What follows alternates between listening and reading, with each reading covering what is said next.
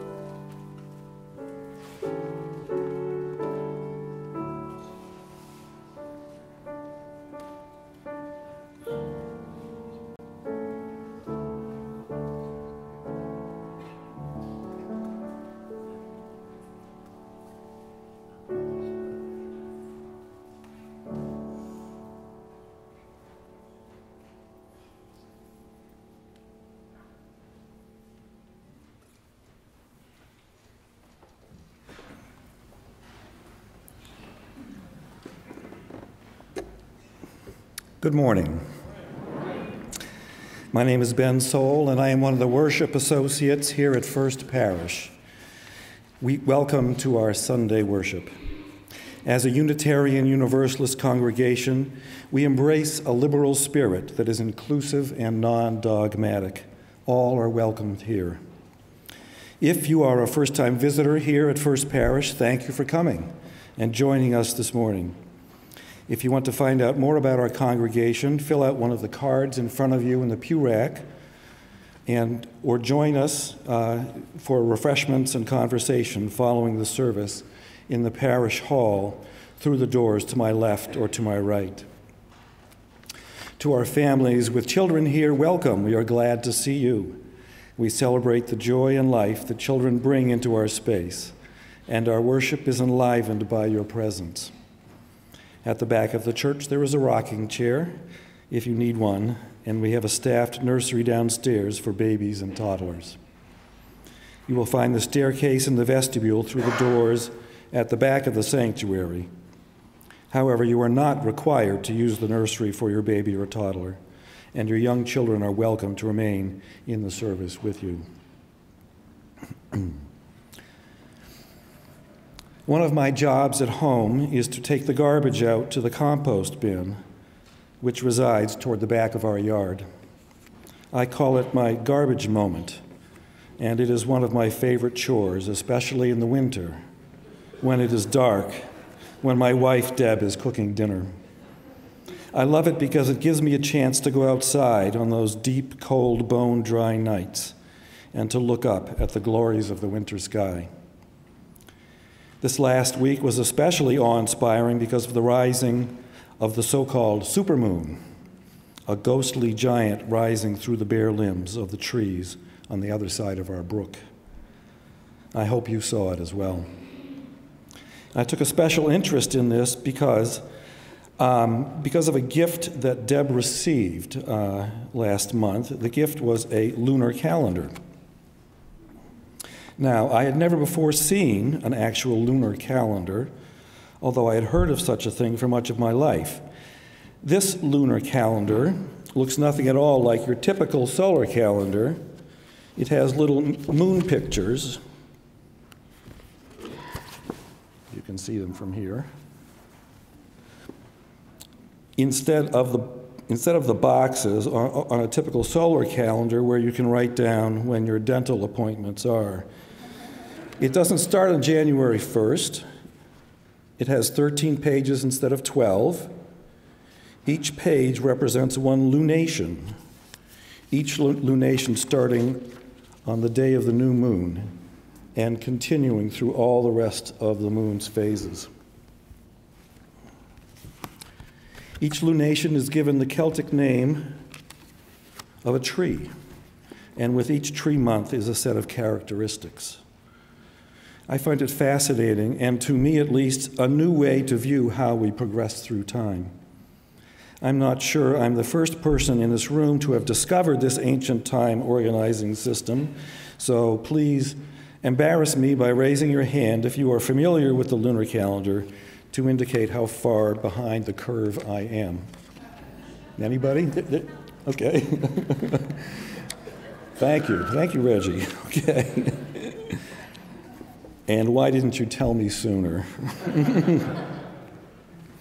So, as we are celebrating the new solar year, let us also remember that today is the 14th day of the first lunation of the year 2018. The moon is nearly at the last quarter and is in the constellation Libra.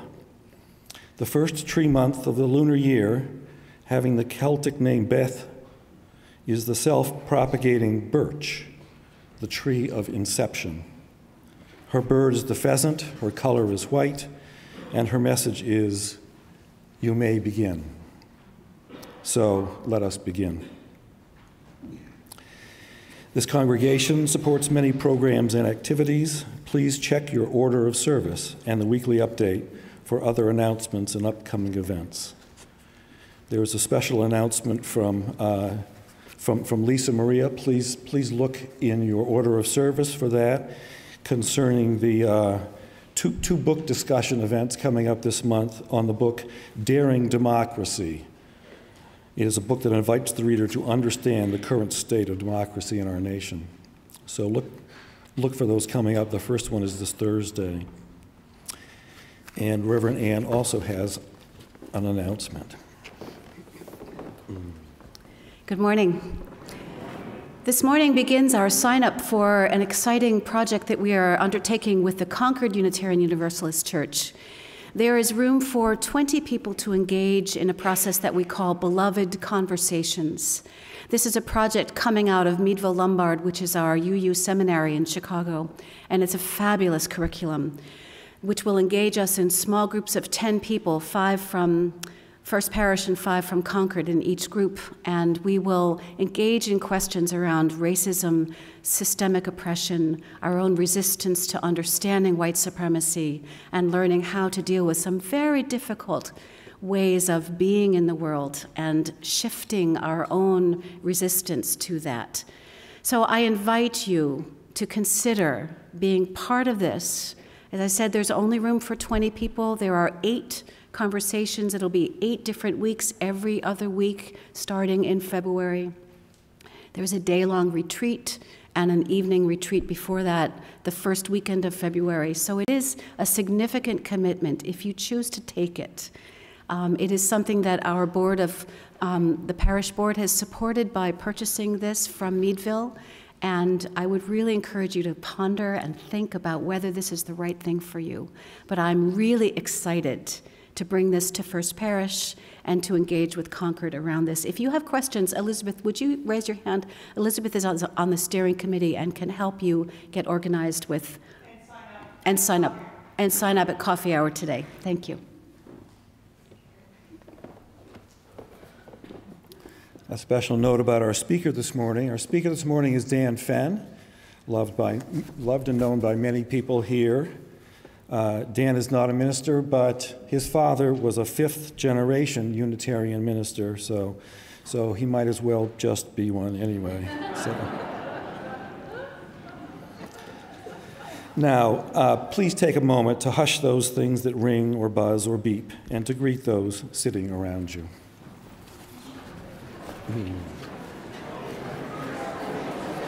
Great.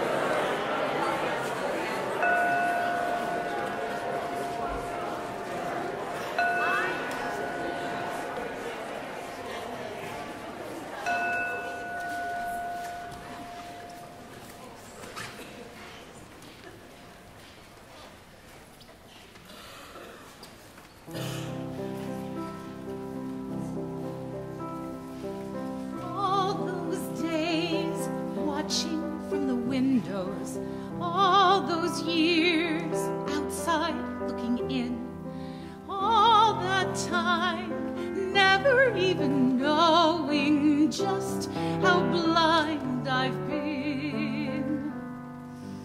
Now I'm here blinking in the starlight. Now I'm here, suddenly I see, standing here, it's oh so clear, I'm where I'm meant to be. And at last I see the light, and it's like a fog has lifted, and at last I see the light, and it's like the sky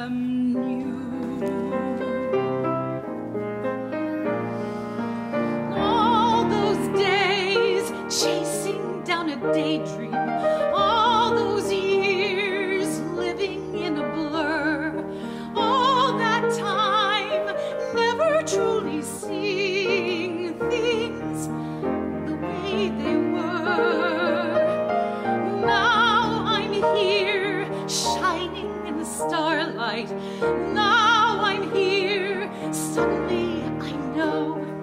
If I'm here, it's crystal clear. I'm where I'm meant to go.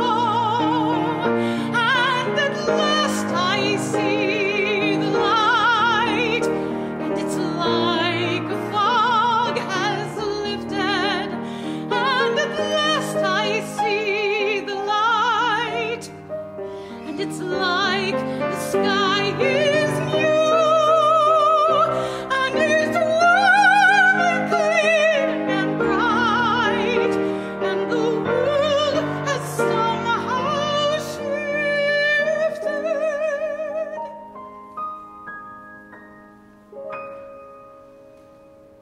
All at once, everything is different. Now that I am new.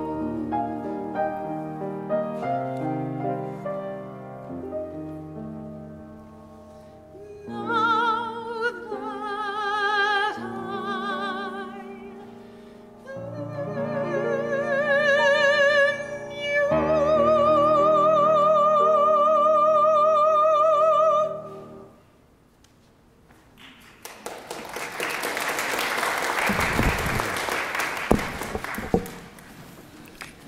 Morning. I'm wearing my father's gown for this occasion. As Ben has just pointed out to you, he was a fifth-generation Unitarian minister. It doesn't fit especially well because he was of a different size and shape than from me. But more importantly, it doesn't fit because I'm not a Unitarian minister. But I wear it today as a tribute to him and to that long, long line of women and men stretching from the distant past into the far future. Qui venit in nomine Deo, who come in the name of the Lord.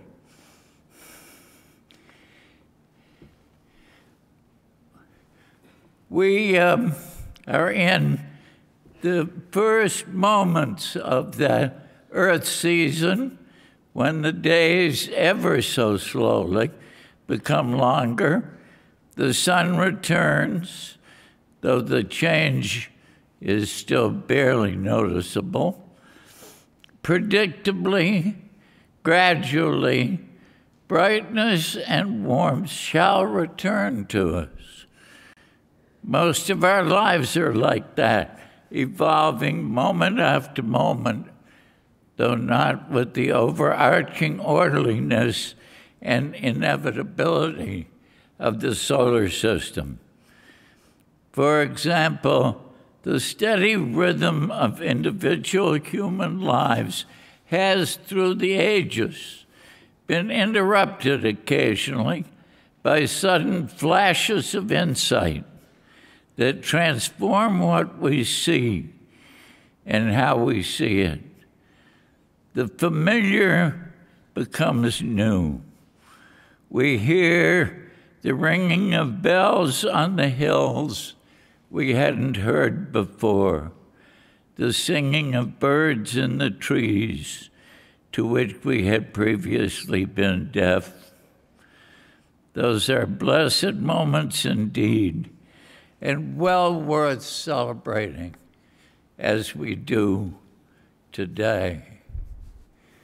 I invite you to rise as you embody your spirit and join in our opening hymn, hymn number 58, Ring Out Wild Bells, the 58th hymn.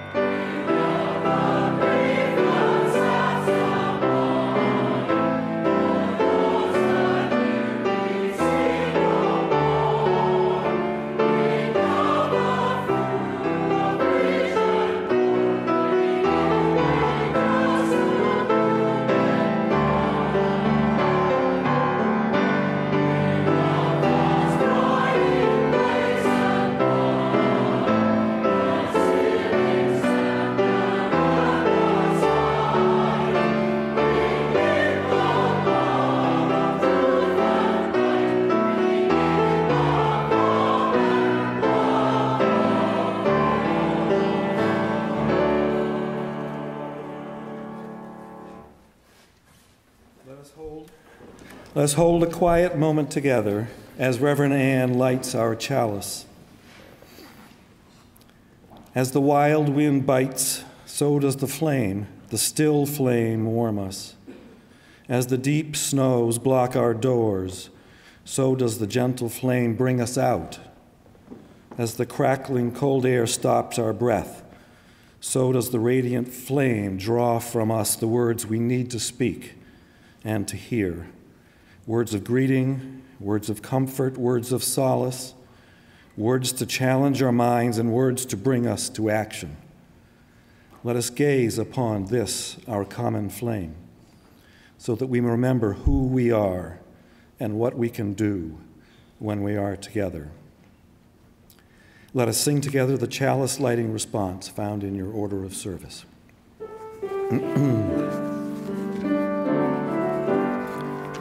Oh, may this chalice ever be a symbol of our unity, and in its song we now unite our separate flames to make one light.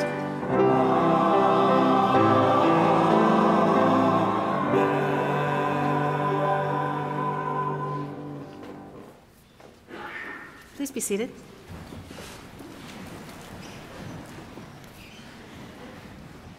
This morning, as I was delighted to welcome Dan Fenn to the pulpit, it gave me the opportunity to offer the Time for All Ages this morning. And as I searched for a story about somebody who might know something about stars, I came across a woman who I understand was a member of this church. And of course, Dan Fenn knows her. So I thought I would tell the story of Cecilia Payne Gaposchkin. Does anybody else know her besides Dan? Oh, good, good. Well, when she was a little girl, Cecilia fell in love with the universe. She felt her heart leap with joy every time that she learned something new about the world around her. She would grow up to become a scientist, an astronomer who studied the stars. And throughout her whole life, she studied and observed the stars, working with other scientists and on her own. What are stars made of? How are they born? How do they die? And how do we know? Well, throughout her whole life, her heart sang with each discovery, each bit of new understanding about the wonders of the far-off sky. Well, when Cecilia was a small child in England, when she was still being pushed in a pram, which is an old-fashioned stroller, she saw a meteorite blaze across the sky. And her mother taught her a small rhyme so that she could remember what it was. As we were walking home that night, we saw a shining meteorite.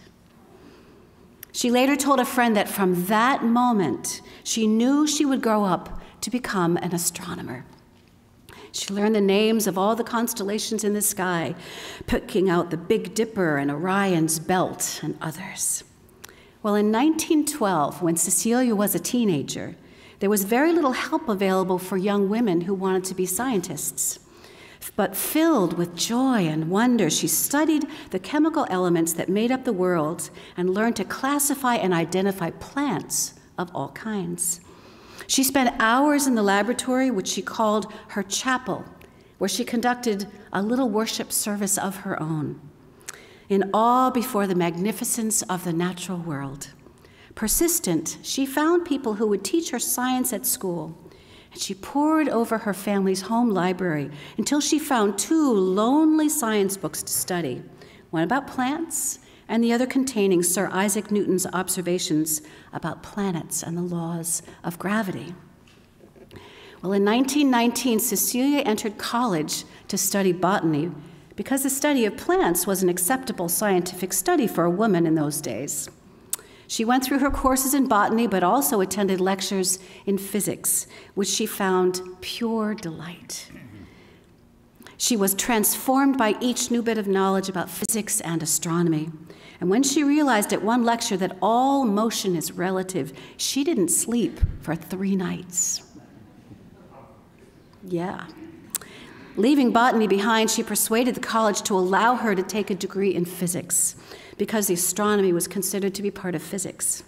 And after finishing her degree, Cecilia left for the United States, where she would study as an astronomer at Harvard University.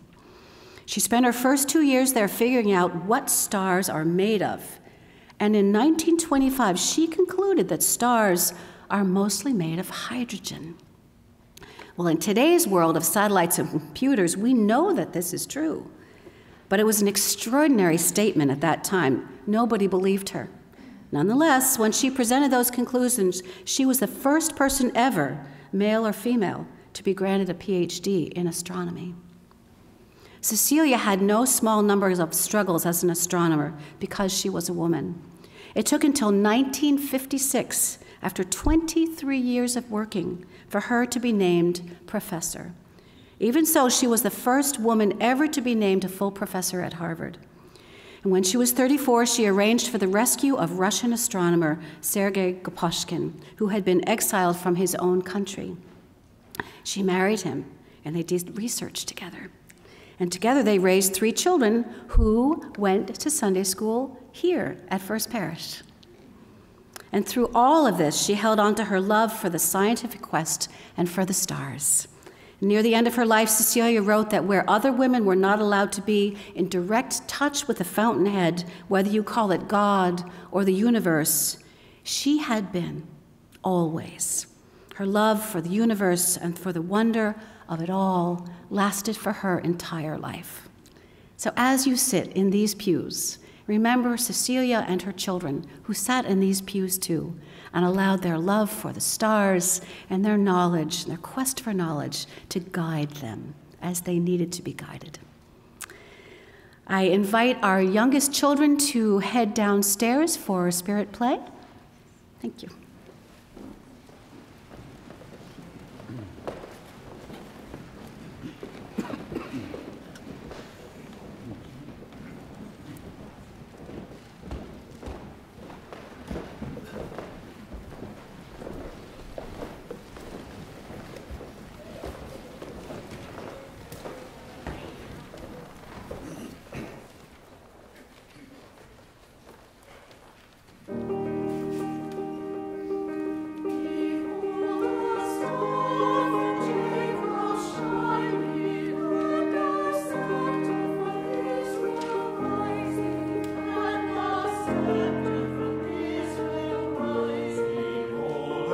Star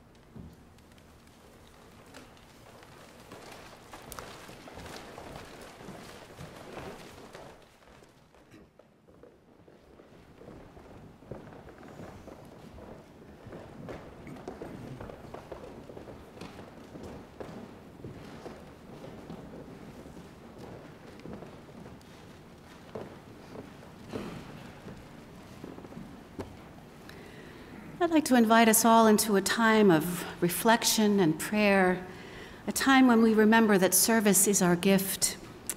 There are many people in our congregation this month who are in need of meals and rides, people that are home ill. And if you would be interested in being part of that, we have a wonderful organization within our caring community called Lots of Helping Hands. And Debbie Beers, could you please raise your hand, is the one that can help you get signed up.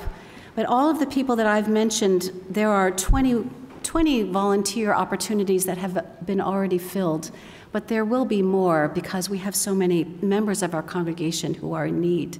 So please speak to Debbie if you are not already part of that caring community.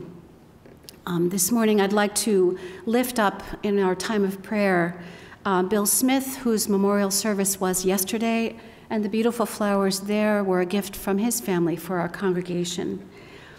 I'd like to recognize Barbara Dove, who is home after having some chemotherapy and recovering. Helen Cohen is in the hospital as well, our minister emerita. I have been in touch with Dawn, and she is coming home on Monday, but I think that she could also use some meals again. So talk to Debbie if you'd like to be part of taking care of Helen and Dawn as Helen is recovering.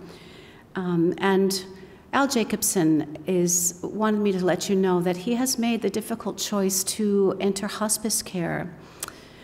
He will be at home with home hospice care, but instead of struggling with his leukemia and continuing to attend many medical appointments, he has decided to concentrate on the quality of his life and to do what he wants to do and to live as fully as he can. So I know that our hearts are full with love and care for Al and Teresa.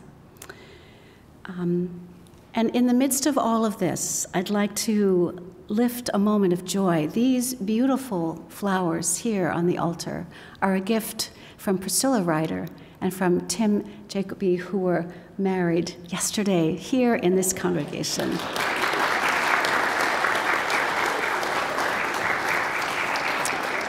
And the fact that none of you knew about it yesterday was intentional. There were only family members there and me. It was a delightful, intimate, and wonderfully joyous celebration.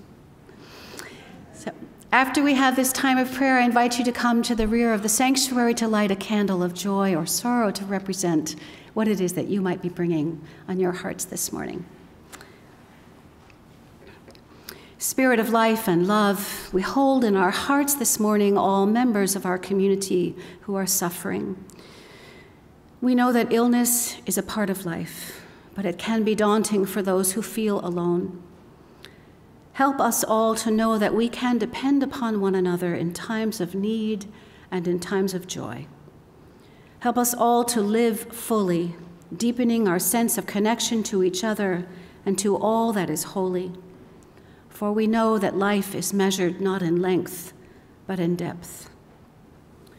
We lift up this morning all of our neighbors who are suffering because of the storm. May those who have flooding, frozen pipes, mounds of snow, and aching backs find the energy and warmth to handle what comes their way. And in the midst of this, help us to pause and experience the beauty of ice crystals forming diamond patterns on the window, each uniquely formed, each glistening with a sharp intensity. For in times of difficulty, we sometimes are called to find our own sharp intensity, as we are called to be agents of change in a world which seems to be spinning out of control. Help us to see that the ice crystals reveal the beauty which is there all along, beauty we could not see without the light refracted on their sparkling forms. Help us to find both beauty and strength, for in times of difficulty we reveal the strength inside us all, the strength we didn't realize we had until we were tested. Beauty and strength in ourselves and in one another. Together, gracious one, we will find our way to live deeply and fully in this precious, flawed, and beautiful world. Let us rest in the silence that we make together.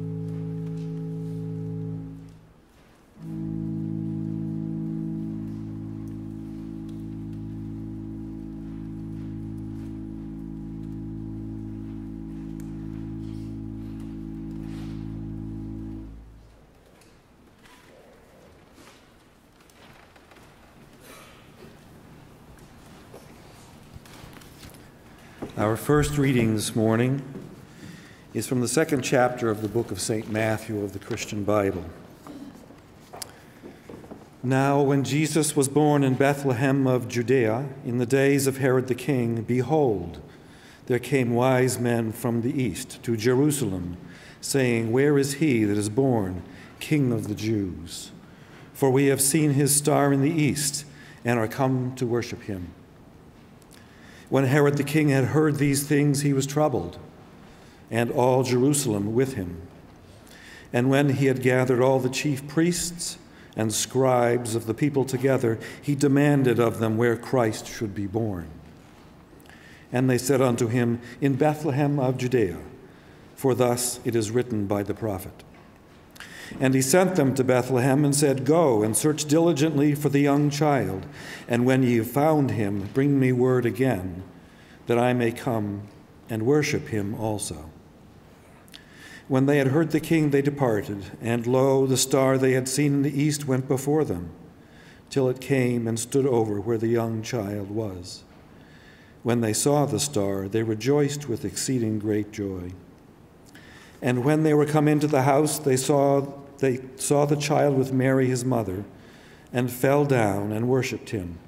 And when they had opened their treasures, they presented unto him gifts, gold and frankincense and myrrh. And being warned of God in a dream that they should not return to Herod, they departed into their own country another way. Our hymn is "We Three Kings of Orient Are," number 259 in the gray hymnal. 3rd through 8th graders should depart for chapel during the last verse, number 259.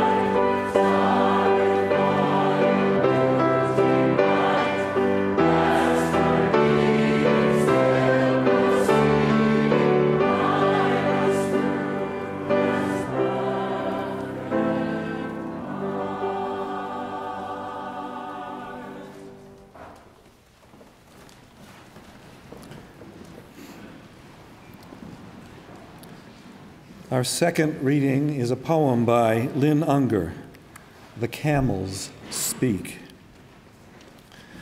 Of course, they never consulted us. They were wise men, kings, star readers, and we were merely transportation. They simply loaded us with gifts and turned us toward the star. I ask you, what would a king know of choosing presents for a child? Had they ever seen a baby born to such simple folks, so naked of pretension, so open to the wind? What would such a child care for perfumes and gold? Far better to have asked one born in the desert, tested by wind and sand. We saw what he would need, the gift of perseverance, of continuing on the hard way, making do with what there is, living on what you have inside.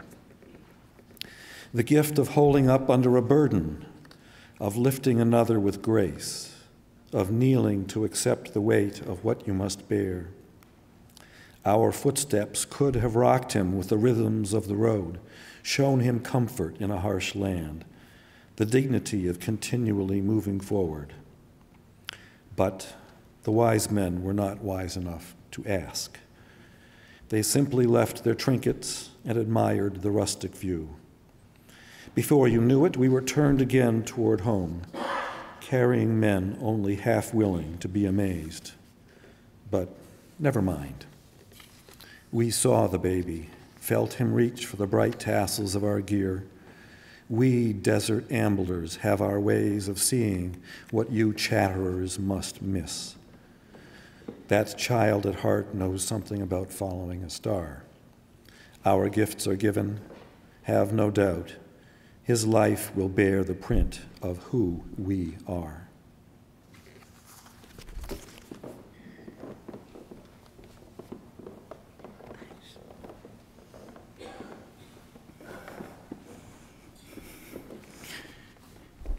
When I first said to Reverend Ann last summer that I'd kind of like to do a sermon on Epiphanies, she said, fine, foolhardy decision.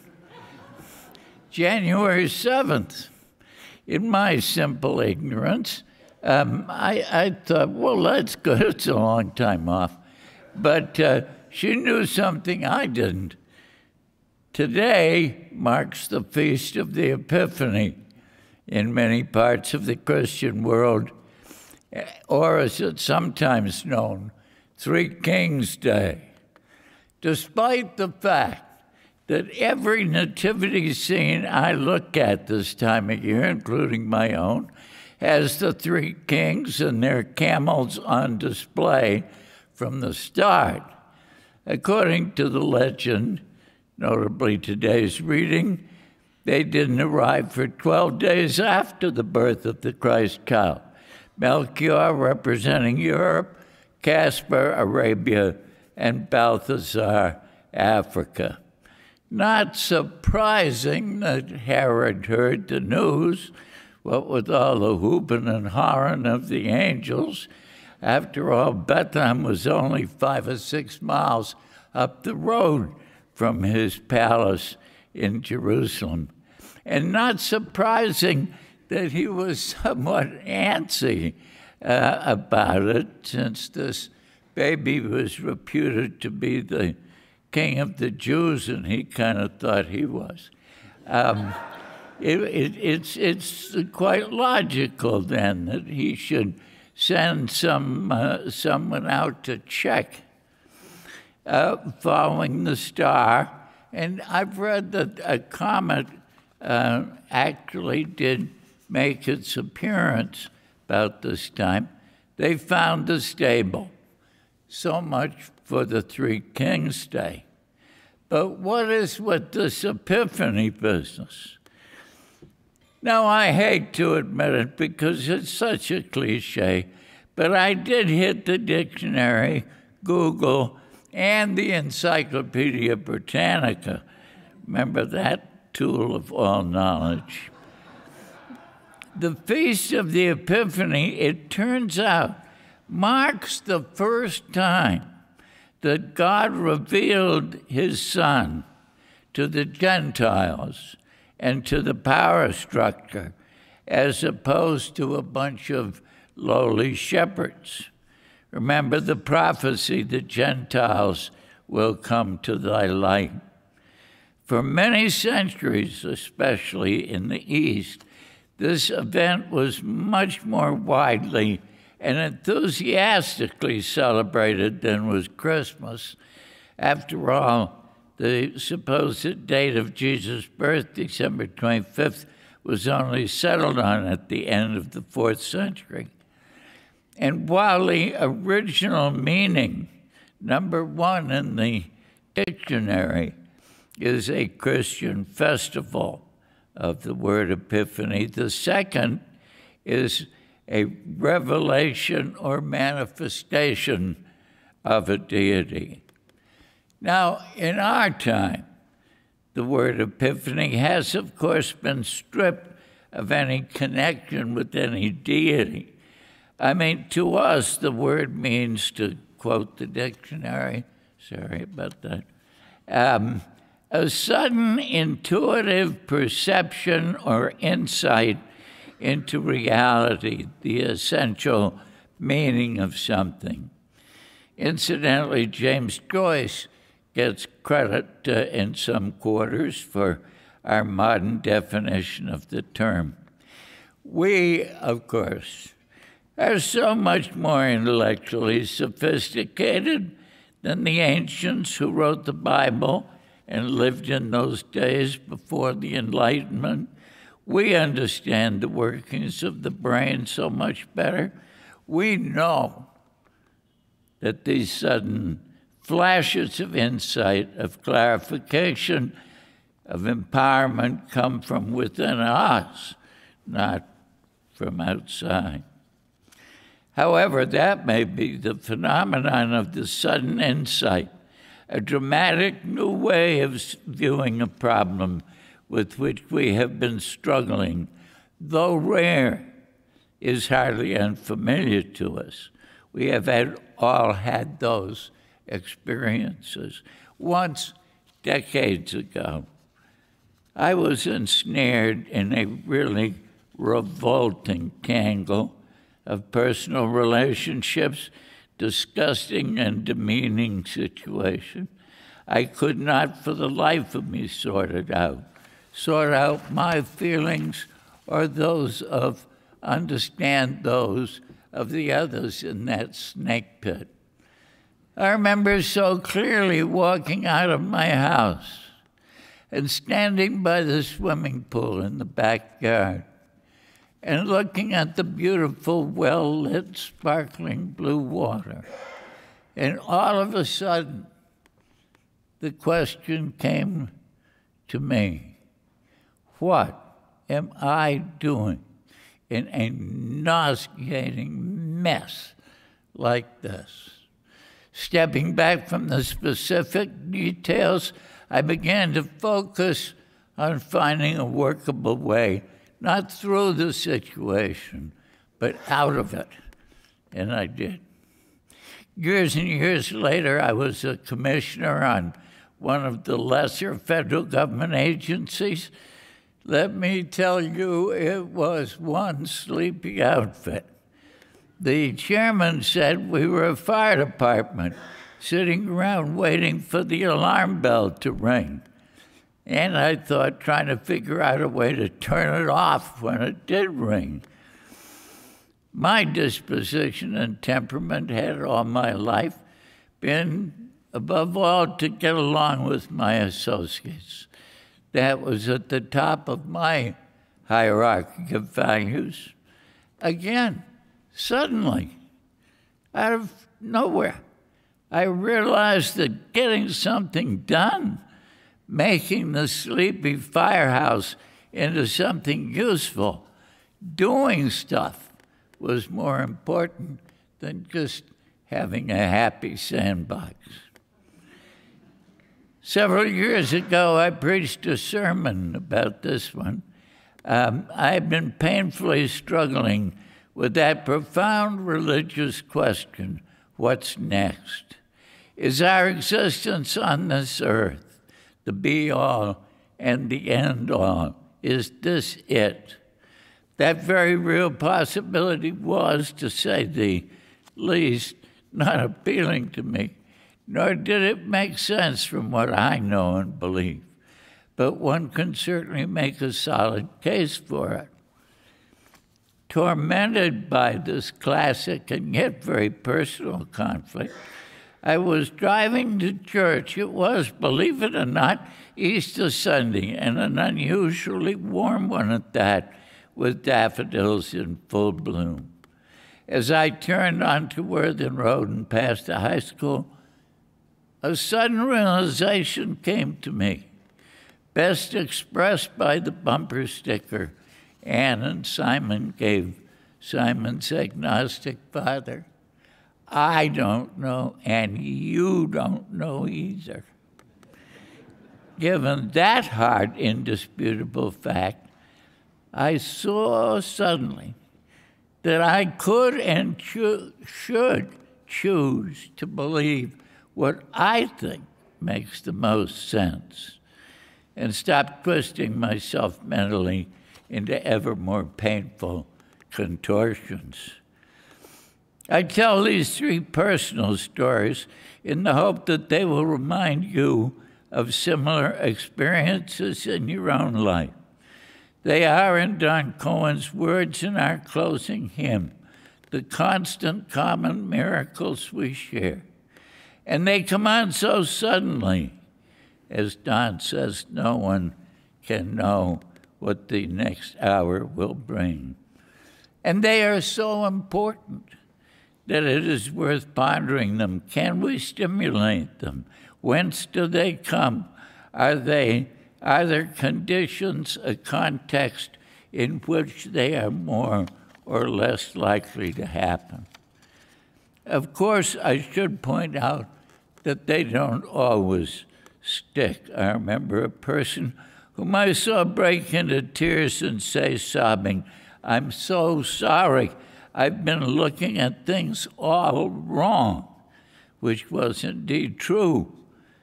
But the epiphany, for such it was, didn't hold, and the old accustomed way of looking at the world regained its hold on that person. Cindy Anderson, who along with Ken Kreitziger was so helpful to me, found a man named John Kunios who's done some work on the neuroscience of epiphanies, including a TED Talk. You can find it on Google. Intriguing. Having done some experiments with brain waves, he has found that the part of our brain that is responsible for analysis lights up when we are wrestling with an issue, but the right hemisphere, which fits disparate things together in a creative way, lights up when we receive one of these sudden insights. And he quotes Pasteur, "Change favors the prepared mind," and suggests that the rigorous exploration of an issue is a necessary precursor to the inspired new insight. Okay, but that only tells me that electricity flows from the plug to the lamp. What generates the current? Speaking of Pasteur, we are all familiar with stories of historically great scientists who had aha moments that changed history. It's said that Charles Darwin always remembered the exact place and time on a carriage ride he took when the basic concept of the origin of the species suddenly came to him. My dear late classmate and comrade, Tom Kuhn, wrote a blockbuster of a book in 1962 entitled The Structure of Scientific Revolutions. I lay no claim to having read it, and I wouldn't have understood it if I had. But I've read a lot about it, and I've read a detailed summary, and I talked with Tom, who was then a professor at MIT, about it. He said in the book that there was what he called normal science, which proceeds in a linear and orderly way, at least as I read his thinking. And then there are, quote, new theories brought about by the failure of old ones to solve problems. He writes of the paradigm within which scientists work, and the great paradigm shifts, though he doesn't use that exact phrase, when, quote, scientists see new and different things when looking with familiar instruments in places they have looked before. Isn't that a fine description of the epiphanies you and I experience? Suddenly, we see new and different things, see the world in a new way, employ a different paradigm, which leads us down new roads we hadn't even known were there before. And thinking about new paradigms, think of the paradigm which the camels offered to us as opposed to the paradigm which the Magi were using. By and large, in my experience, these new roads lead to better destinations. But can we do anything more than simply hope for our epiphany as we struggle with an important dilemma? I'm not at all sure. But from the little I have heard from others and the little I have read, there do seem to be some common links among some of these special moments. For one, they seem to come upon us when we have been thinking and feeling very long and intensely about a serious problem. Secondly, like my swimming pool and Darwin's carriage ride, a change of plate apparently can be a stimulant. And third, stepping away from distractions, turning off those IHOPs or whatever they're called, being alone. But who knows? I guess we have to ponder the nature of these moments in our own lives and see if there are certain circumstances that they have in common. When I started on these ruminations, I pointed out that unlike the ancients, we have long since shaken off the notion of divine revelations or miraculous events that are manifestations of a deity. Of course, we modern humans, being so wise, so competent, generate these special moments all ourselves, although we may not know yet exactly how. It's ridiculous to consider any other answer. It's childish, like believing in Santa Claus, that maybe we don't know everything about everything. I mean, Hamlet is entangled in the abandoned and the outworn when he tells his friend there is more in heaven and earth than is dreamed of in your philosophy, your book learning, Horatio. And yet, in Cindy's moving book, One Foot in Front of Another, A Widow's Journey, she describes some events that happened after Ted's untimely death. and saw them as messages to her, telling her there's more going on than you can see. Maybe, just maybe, could our epiphanies be that still small voice of God, as the prophet Elijah heard it outside his cave, after the wind, after the earthquake, after the fire.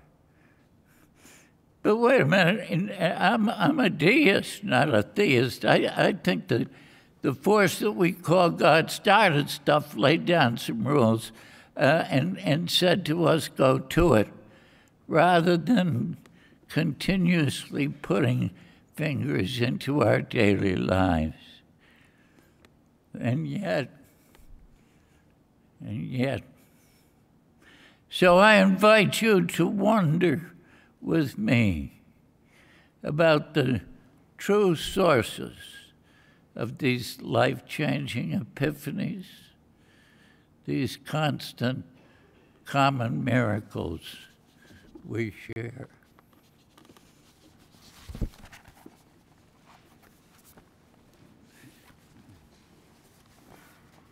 I invite you now to rise as you embody your spirit and join in. Oh, no, I don't. Oh, no. I'm just an imposter. I don't know.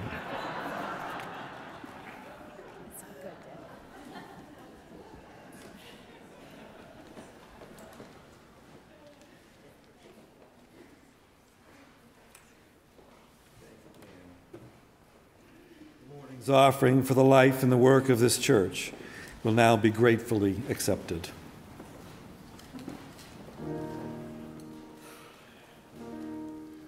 When the song of the angels is still,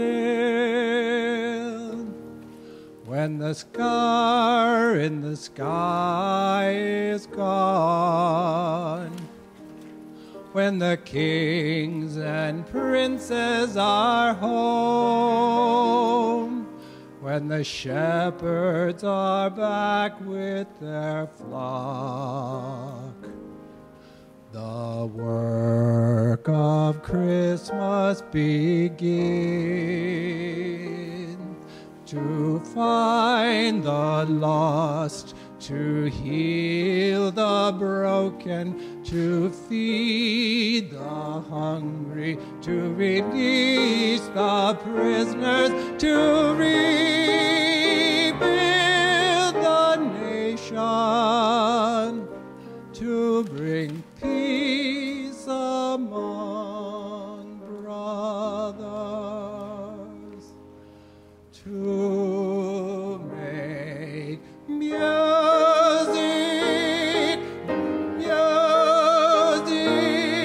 make music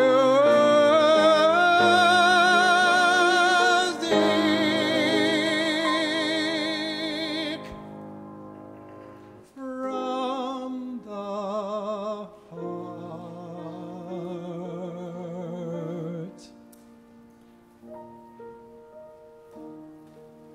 When the song of the angels is still, when the star in the sky is gone, when the kings and princes are home, when the shepherds are back with their flock, the work of Christmas begins.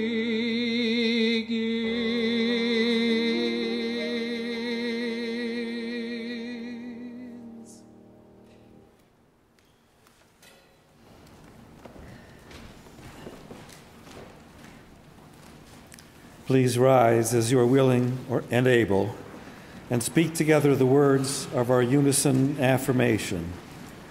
It can be found in your order of service. Love is the doctrine of this church. The quest for truth is its sacrament, and service is its prayer. This is our great covenant, to dwell together in peace, to seek the truth in love, and to help one another to the end that all souls shall grow into harmony with the divine. Our closing hymn is the leaf unfurling. It's found in an insert in your order of service.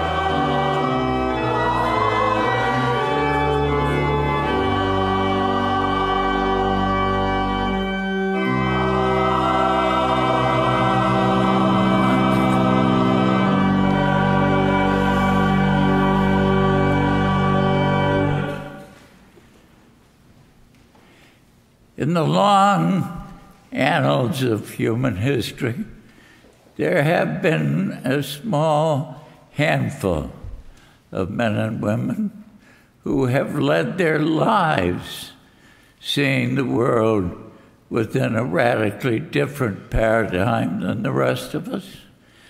Such a man was the historical figure we know as Jesus.